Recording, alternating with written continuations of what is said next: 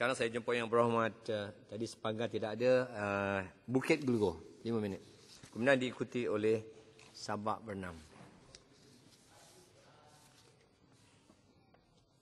Ya, Tuan Pengerusi memberi saya peluang untuk membahas di Kementerian Dalam Negeri. Saya merujuk kepada butiran 020100 dan juga 020300, iaitu berkenaan dengan kepolisan dan juga kawalan sempadan, dan juga kepada 030200 hal ehwal immigration. Tuan Pengerusi, saya ingin membangkitkan beberapa isu. Pertamanya adalah berkenaan dengan laporan baru-baru ini daripada The Times of India, iaitu satu akhbar di negara India, di mana laporan tersebut telah pun membongkarkan bahawa terdapatnya satu intelligence report di negara tersebut yang menyatakan, saya petik dalam bahasa asal, Tuan Pengerusi, the Indian intelligence establishment is learned to have intercepted crucial financial transactions with links to wanted Islamic preacher Zakir Naik, suggesting that a Malaysia-based Rohingya outfit may be in an advanced stage of orchestrating a terrorist strike in the country by a group led by a woman. Dan juga terdapat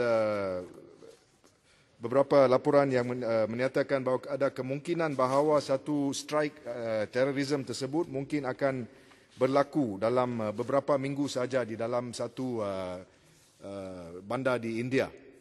Jadi saya meminta penjelasan berkenaan dengan isu ini yang saya fikir adalah amat serius berkenaan dengan peranan Zakir Naik tersebut di dalam perkara ini. Adakah apa yang dilaporkan oleh pihak berkuasa India tersebut, adakah itu diambil serius oleh kerajaan kita? Oleh kerana saya baru-baru ini mendapati bahawa IGP kita telah pun menyatakan melalui satu sidang akhbar bahawa beliau tiada apa pengetahuan berkenaan dengan isu ini, yang amat menghairankan.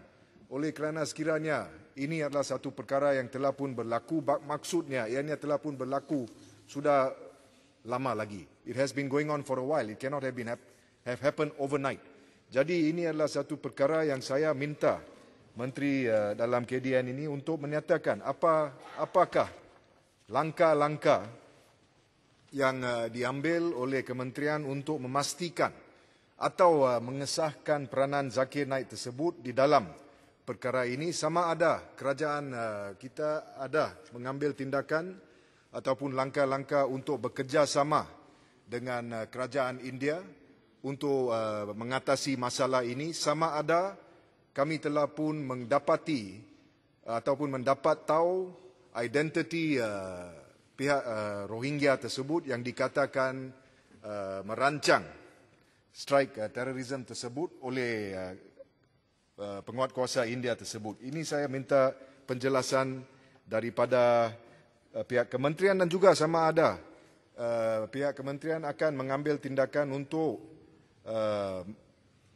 menerima permintaan kerajaan India untuk extradite Zakir Naik tersebut ke India, dan sama ada langkah-langkah akan diambil dengan secepat mungkin, terutama yang selepas pembongkaran terrorist strike ini oleh kerajaan India tersebut. Yang keduanya, Tuan Pengerusi, adalah berkenaan dengan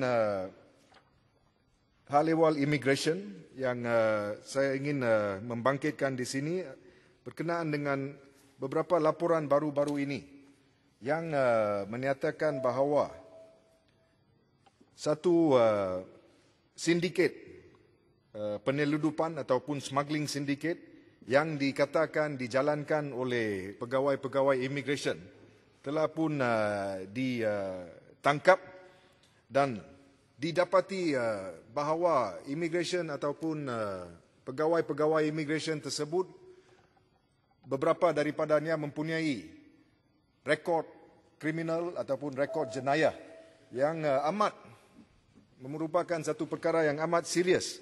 Salah seorang daripada dia dinyatakan ataupun dikatakan merupakan seorang ahli sindiket untuk pencurian kenderaan ataupun vehicle theft. Dan dia mempunyai pangkat, kalau tidak silap saya, Tuan Pengerusi, KP19 grade. Dan dia mempunyai langkah ataupun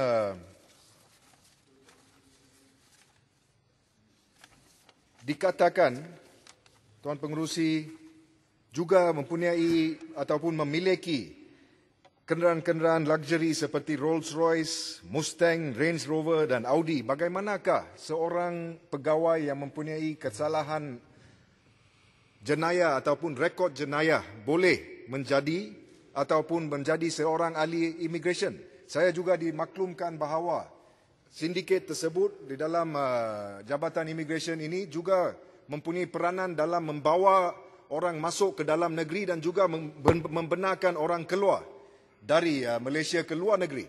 Jadi ini juga kena mengena dengan bagaimana apakah yang diambil ataupun apakah langkah yang diambil oleh kementerian untuk memastikan bahawa our borders are safe dengan izin Tuan Pengerusi. Apakah yang dikatakan di sini?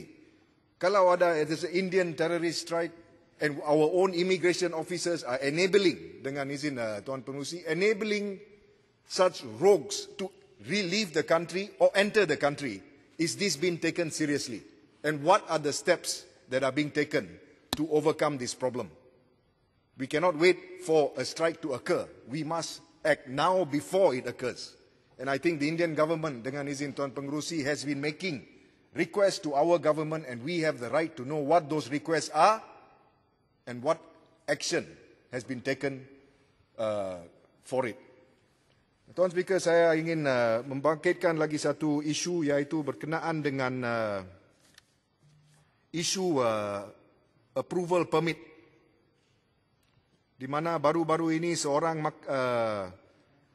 Hakim Mahkamah Rayuan ataupun bekas Hakim Mahkamah Rayuan, Datuk Hishamuddin Yunus, telah pun membangkitkan isu ini berkenaan dengan laporan dari PAC, iaitu Public Accounts Committee, baru-baru ini yang membongkarkan bahawa kelulusan special approvals Tuan Pengerusi adalah berleluasa di dalam Kementerian Dalam Negeri, dan ini adalah untuk foreign worker recruitment.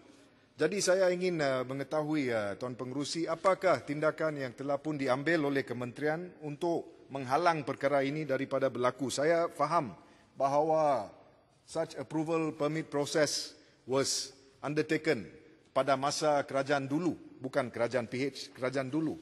Tetapi kalau sekarang, apakah langkah yang diambil oleh kementerian untuk memastikan bahawa terdapatnya safeguards untuk memastikan bahawa ataupun mencegah proses tersebut daripada berlaku lagi? Akhir sekali, Tuan Pengerusi, saya ingin bertanya berkenaan dengan isu body cam yang saya difahamkan baru-baru ini telah pun diumumkan akan digunakan pakai oleh pihak polis.